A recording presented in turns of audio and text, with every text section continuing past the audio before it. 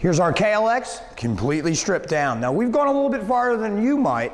I would suggest to do it component by component, but we're gonna do some major work, so we stripped it all the way down. And with our action-packed performance products that we're putting on here, this baby's really gonna hum.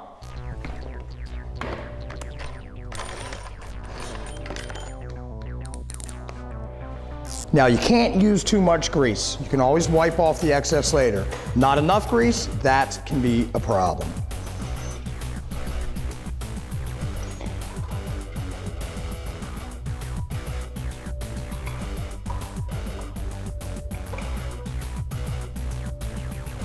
We've got our bearings counted properly twice, in place, held in place with the grease.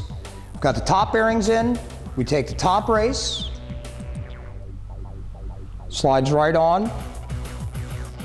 This is the tough part. We want to make sure that the shaft is aligned and goes straight up so it doesn't hit our race out, and we make sure we don't lose any of the bearings.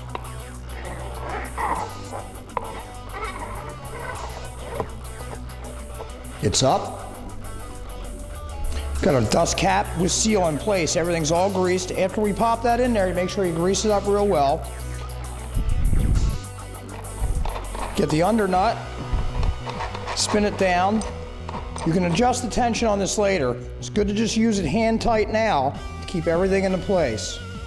Take the top tree and handlebars. You want to pay attention to how the brake line is fitting with all the other stuff. You don't want to get it twisted.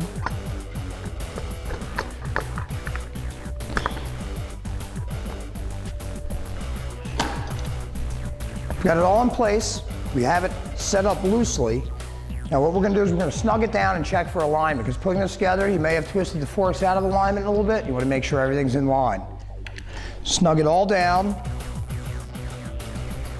Top and bottom trees.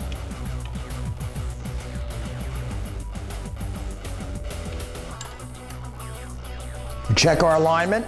Looks good. We got our lock nut and top crown nut, and we're done.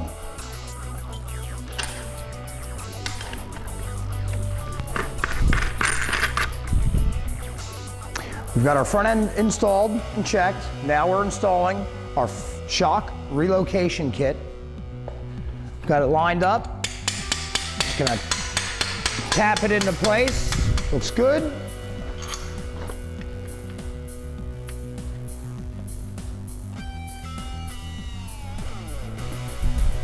I like a rubber mallet. You won't mar your surfaces, you won't ruin any threads. There we go. We've got the bracket installed, next comes the shock. After the shock, we're gonna put the swing arm on.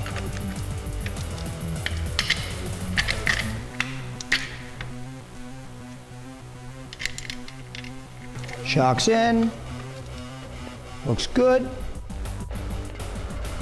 We've got our shock relocation bracket mounted. Helps to use a lineup bar, a lineup tool, and all, at worst, a screwdriver. Snug it all down. It's in place. We're gonna plastic tie our reservoir to the frame using a piece of rubber for insulation. Now we're gonna go ahead and line up our swing arm.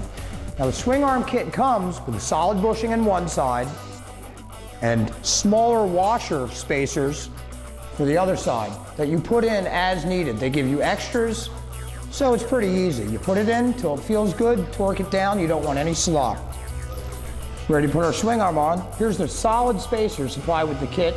Goes in the one side before. Lift the shock out of the way. Swing it on. We have another supplied spacer. We're going to shim it using our supplied shims. Now each application may be different. So you're going to have to use your judgment as to how many shims you need. We've got our swing arm installed. We've got our shock installed. We've got our remote reservoir zip tied on. We checked for clearance with our side panel, works good. The only thing I have left to do is snug down the swing arm pivot bolt. Now you have to pay special attention to the spacers which are supplied. Too many, not good. Too few, not good. Just put in spacers until you take up slack in the swing arm between the frame. Everything looks nice. I'm going to go ahead and torque it all down.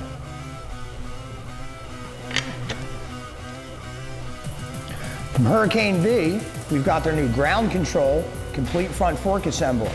8 inches of travel, 2 adjustments, faster slow rebound dampening, harder soft ride level. We have our Kenda K77-1 Millville sticky tire installed on our stock wheel. We have our swing arm. Look at that wheel, way out in the back, the way we like it. Our shock relocation kit makes it possible for us to have this. We can have a full-size man race this bike comfortably and competently with these performance products we've installed. Looks great. We shimmed out our spacers just right to make it fit on our aftermarket swing arm. Looks great. The only thing we have left to do is, since it is a 3-inch extended swing arm, we're gonna fab up a 3-inch extended brake rod. Now, this already comes with a tab for a disc brake kit, but we're gonna go keep it in our budget and use the stock wheel and just fab up a brake rod.